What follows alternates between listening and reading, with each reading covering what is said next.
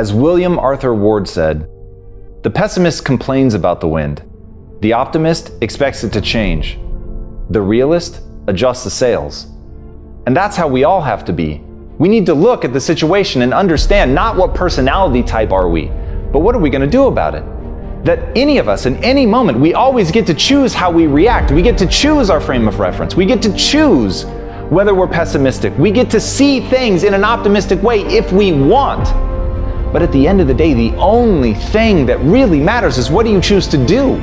And so if you decide to fight the wind, to be angry, to argue about it, to complain, you're never going to go anywhere other than where the wind wants you to go.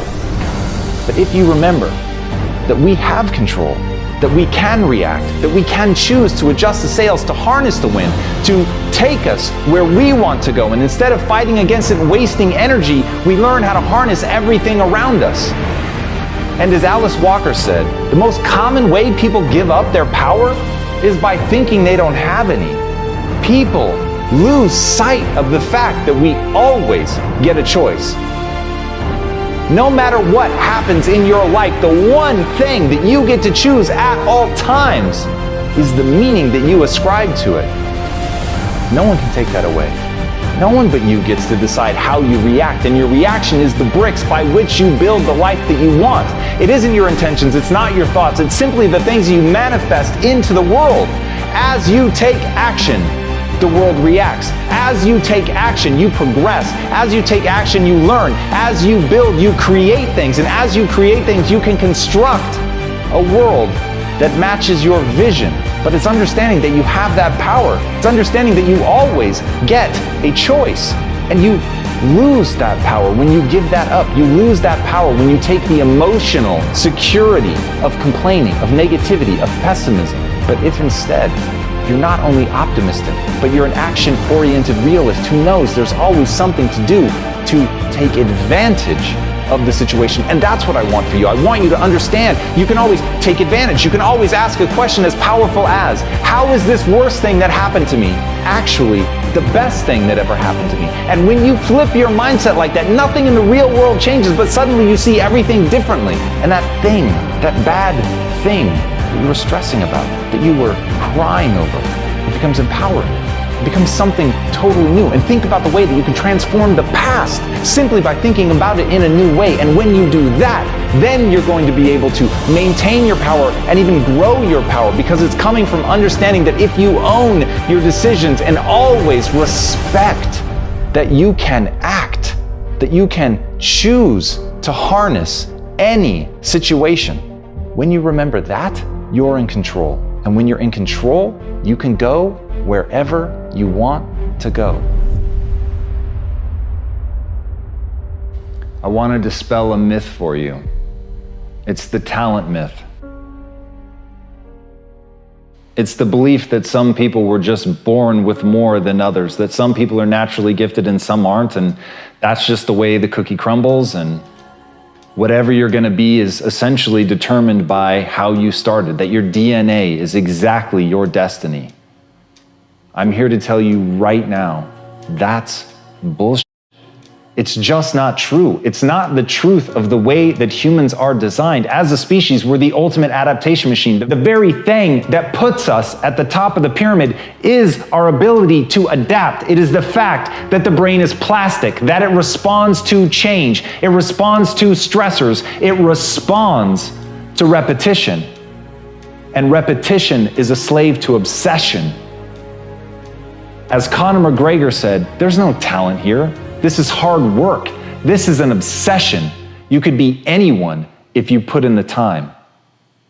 That's one of the greatest athletes of our time telling you that he's not the result of genetics. He's not the result of natural gifts. He hasn't been bestowed something by God. He has shown up day after day in the most mundane of conditions. On the cold days, on the hot days, he put in the work because he was obsessed with what he could become. And that repetition that you need to actually gain a skill follows that obsession. So in you right now, today, you want to start building that obsession. You want to look at it like an ember that can become a raging fire, but it needs your time and attention.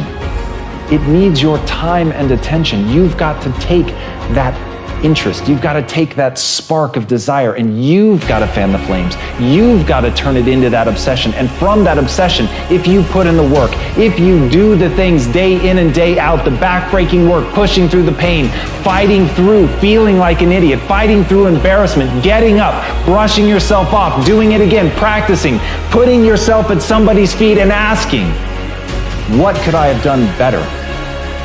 Not look at the things that you're doing well, but look at the things that you're doing wrong. Look at the things that you're doing poorly, staring at your inadequacies with no loss of pride.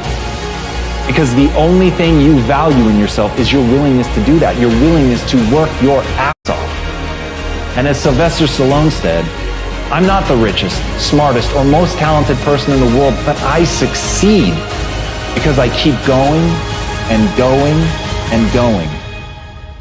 And that's the secret.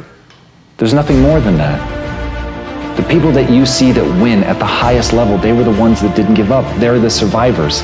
And you've got to ask yourself, am I a survivor type? Am I the type of person that continues to push through when it gets hard, when it gets boring, when I feel lost, when I don't know what I'm doing, when I have no faith in myself, even in that darkest hour? Can I push forward? Can I accept that the human body will respond to that stress? It will respond to that stimulus, but I have to show up and I have to do the work. And so that's the beautiful thing. You're not going to separate yourself based on your genetics. You're not going to separate yourself based on who your parents were or where you were born. You're going to separate yourself by showing up when you don't want to. You're going to separate yourself by pushing forward when it hurts. You're going to separate yourself by always moving forward, even when the forward is falling on your face. So never lose sight of that. It's the person that keeps going that can't be defeated. Here's the hard truth about getting great. It takes time and dedication.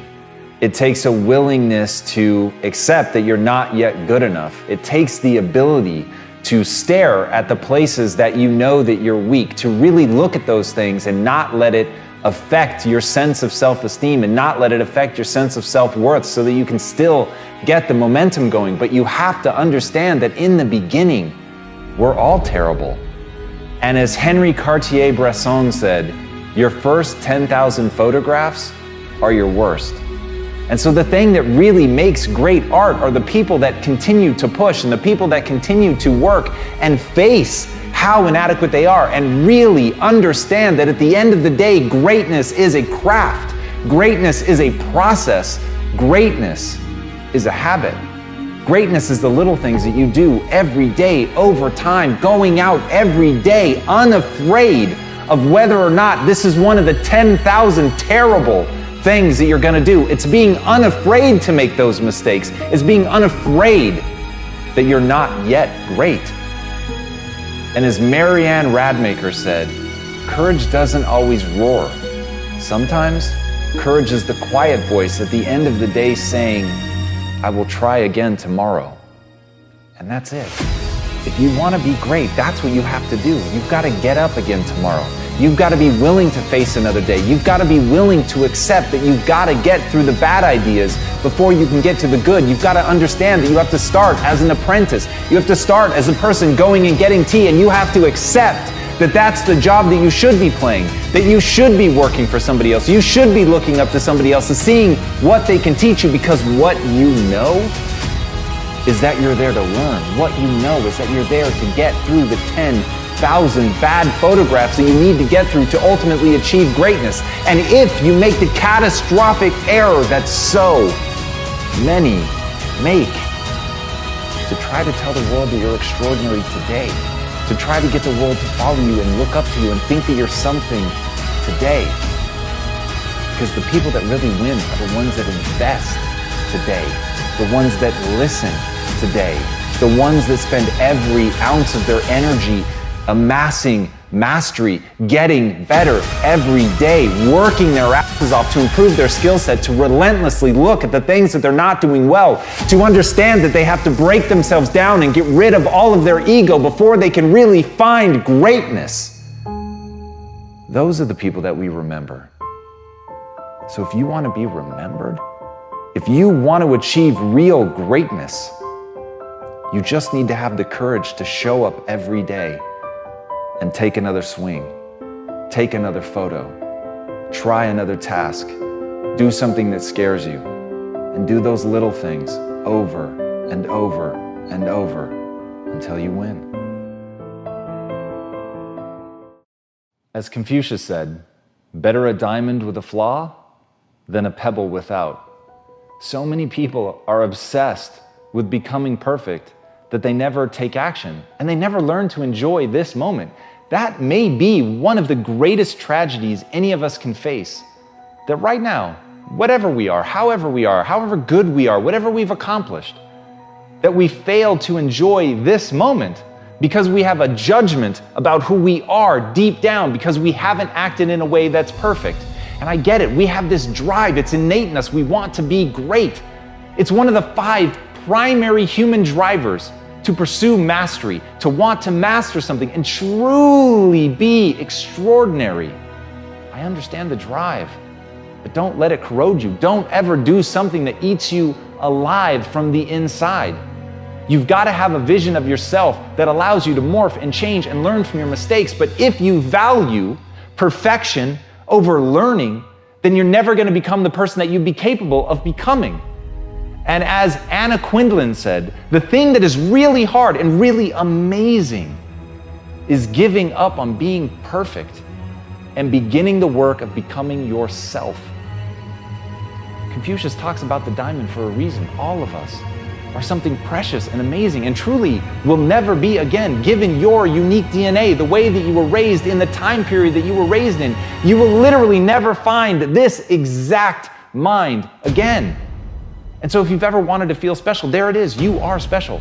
No one will ever have that exact combination again. But if you're striving for some notion of what you should be, some vision of what perfection is and what it means, then you're not going to have the space to really be you, to find out what it is about you that's special, that's rare, that isn't like other things, which means that you don't fit in, which means that you are not average, which means you actually have the chance to be extraordinary. If only you open yourself up to being different. When you're willing to be the outcast, suddenly you can think differently, suddenly you can be different and act differently, and suddenly you can be so different as to be truly useful. Because you're coming at something from a totally unique perspective, and that unique perspective to you may be ugly, it may be bent, it may be broken, it may be imperfect, but it's never going to happen again. It's never going to happen again. And when you understand that, live it to the fullest. Understand this is it. This is one shot. This is the one you. I literally have the chills right now. Because if you understand, there's only one you, and you might as well be you. You might as well see what does that look like when it's taken all the way to the extreme. It's going to be different than other people. It's going to be ugly at times. It is going to be broken and flawed in some way, but it's going to be you. It's going to be unique. It's going to be different. It's going to be rare. And so truly, better to be a diamond with a flaw than the perfect pebble.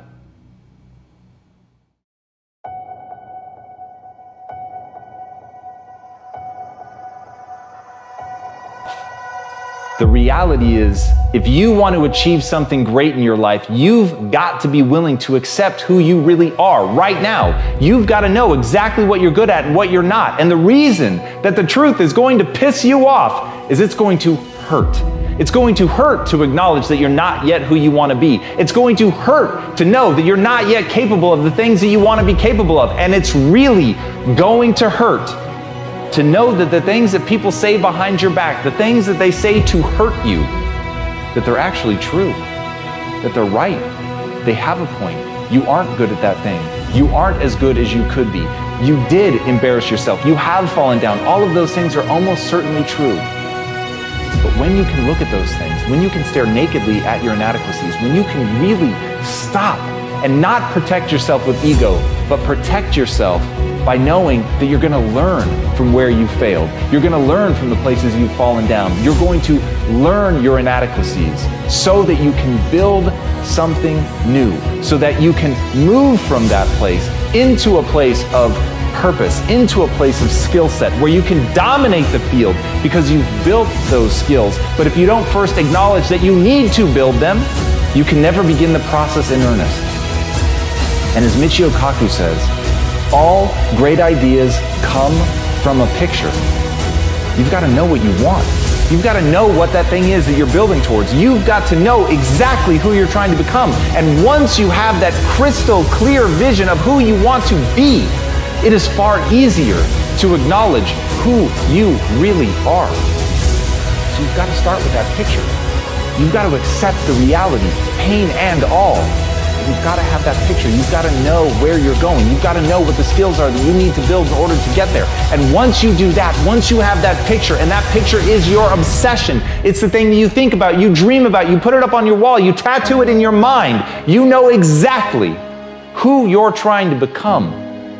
If you do that, if you're honest with yourself about where you are, and you know exactly where you want to go, you can go anywhere. As Kendrick Lamar said, it was always me versus the world until I found it's me versus me. I think that's where most of us start. We think that there's something outside that we're struggling against. We think that literally the world is against us and we're raging against something, but we don't even know what that thing is that we're raging against. And as you fight and try to make your way, and as you try to accomplish something incredible, you find that you're not making any headway. And that moment that you finally begin to break through and build something extraordinary, in that moment, the realization is that it was always you trying to figure out how to become the best version of yourself. And once you grasp that, once you let the noise die away, once you stop worrying about what other people think, what other people want, what other people have accomplished, what other people have, once you let go of all of that and ask one simple question, how extraordinary can I become? What am I capable of? What are my limits? How far can I push myself in this time that I have on this earth? Exactly how much of my potential can I wring out of myself? And by that, I don't mean something mystical. By that, I mean, how much can I become capable of? How far can I push myself? What can I build? How can I change this world? But all by doing one simple thing, pushing myself to get better every day. And as Napoleon Hill said, strength and growth come only through continuous effort and struggle. So the irony is, when you let go of trying to please the world, when you let go of trying to change the world, when you stop trying to move mountains, you will realize that a far harder struggle awaits you. And that struggle is becoming something new. That struggle is becoming something different. That struggle is recentering yourself, finding out who you are, building yourself piece by piece until finally you realize what it takes to actually become a better version of yourself. You realize that it takes nothing less than your everything, your total commitment, every bit of focus that you have, a willingness to break yourself down so that you can build yourself back up. But if you're willing to put in that effort, if you're willing to transform, if you're willing to change and fight and struggle, you will be rewarded with growth. You'll be rewarded with improvement. You'll be rewarded with the ability to close your eyes, imagine a world, and then open your eyes and make that world come true.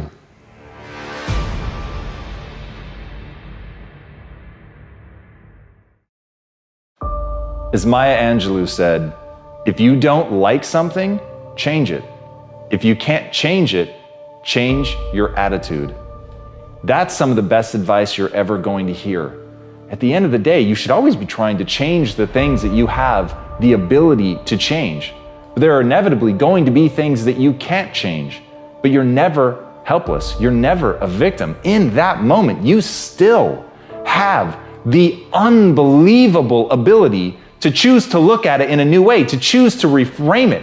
And in that reframing, you change everything. You don't just change your own neurochemistry. You're not just changing the way that you feel. You're actually changing the way that you're going to approach the problem. Something that was moments before, something that seemed impossible, something that was breaking your will to continue to fight, with a change in attitude becomes something completely different. And as Hans Selye said, adopting the right attitude can turn a negative stress into a positive one. And that game of mental jujitsu is what it's about. That game of flipping something on its head, of turning something around, of seeing it in a new way so that you can act in a new way, is how you make forward progress. And understanding that, understanding the need to take control of your perceptions, understanding your need to change your perspective, that's how you begin to get ahead. Once you understand that your perspective is a choice, it is not objective truth. Burn that into your mind. It is not objective truth. The world that you see around you is simply the perspective through which you see it. All of life is a funhouse mirror. And when you acknowledge that, when you understand that you're looking at a distorted view of the way the world is, you realize that you can adopt a different distortion. You can adopt a distortion that allows you to see things more clearly, that allow you to see things in a way that empower you. And that should always be the first step, is figuring out not what is, not what you can change, but instead understanding what you need to change it to. And understanding that that change comes from inside you. It isn't a manifestation that you have to make in the outside world first. It's a change you have to make inside yourself. It is a shift of perspective. It is simply stepping to the side of what you're used to and how you're used to seeing things, and understanding that in reframing things, you take that negative and turn it into something that builds you up. But you've got to choose. You've got to decide. You've got to believe that you can do it. But once you believe that you can see things in any way that you need to reach your goals, your life will change forever, because you'll actually reach your goals.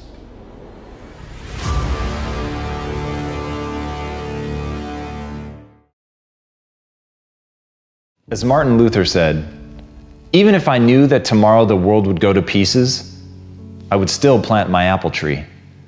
Some things you build whether you can control the outcome or not. Sometimes it's the process that is the thing that's meant to be enjoyed. It's the process that you're meant to invest in. And rather than always thinking about the goal, the outcome, or what you're going to get out of something, focus on the something. Focus on the part of it that you can control, because you can't always control the outcome. You can't know what's going to happen tomorrow. Tomorrow's not guaranteed to any of us, and yet we all act. And yet we create momentum in our lives when we're at our best. But we do that not because we can control every aspect. We do that because we accept that there are things that we cannot control. And as Steve Maraboli said, incredible change happens in your life when you decide to take control of what you do have power over, instead of craving control over what you don't. And that's where a lot of people get lost.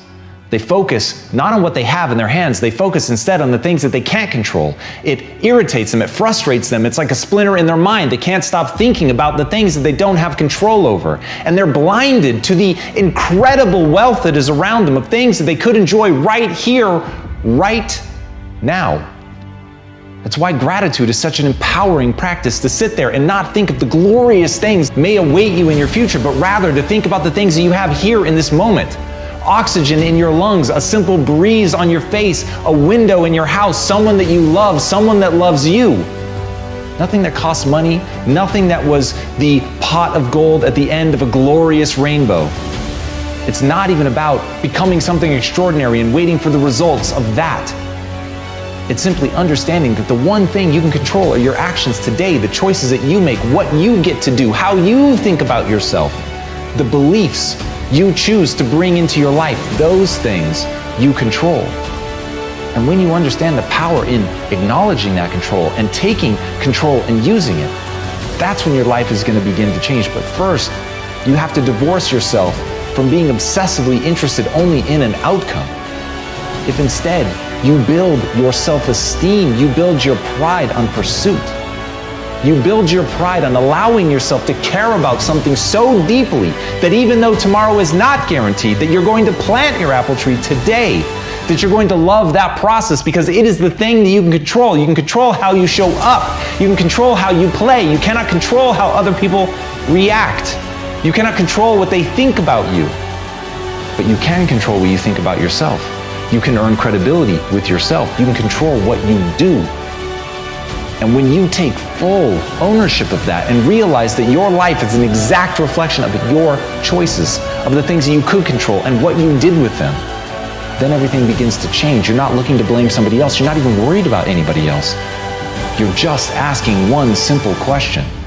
What can I do right now, regardless of tomorrow, to improve my life today? Focus there, and you'll enjoy every day of your life.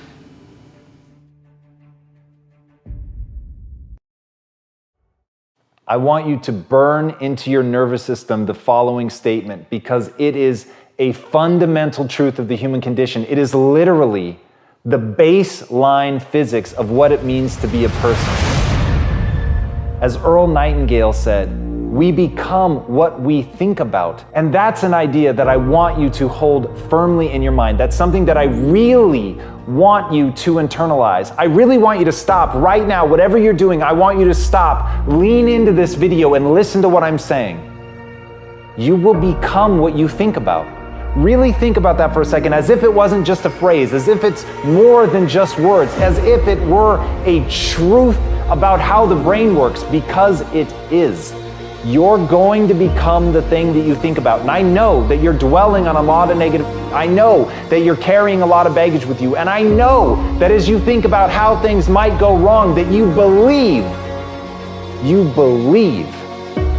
to the core of your being that you're just planning for the hard times. But the truth is, you're going to become those things that you fear. You're going to become the things that you dread. If you're thinking about all the things that you've done wrong in the past, you are going to simply continue that cycle.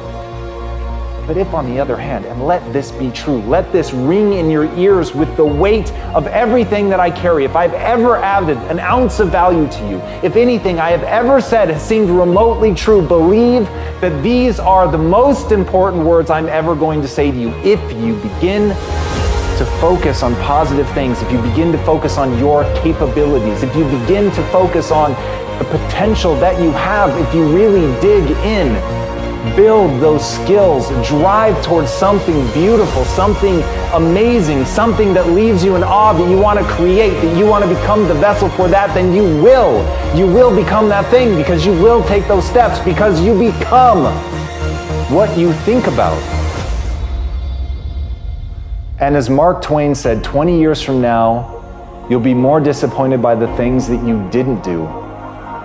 So if you don't take those steps, if you don't focus on those things, if you don't manifest what you want to become, if you don't believe in it, if you don't see how real it could be, if you can't picture the version of yourself that you want to become, and even though people have told you that it's not possible for you, that the things you did in the past are never going to allow you to do that, that you're not smart enough, if you let that creep into your mind, then that's what's going to happen. But if you can see that vision, if you can allow yourself to believe it, then you're going to take the steps that you need to execute against that.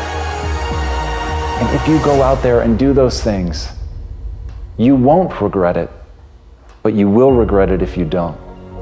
So get out right now and build the person you want to be so you can have the life you want to have.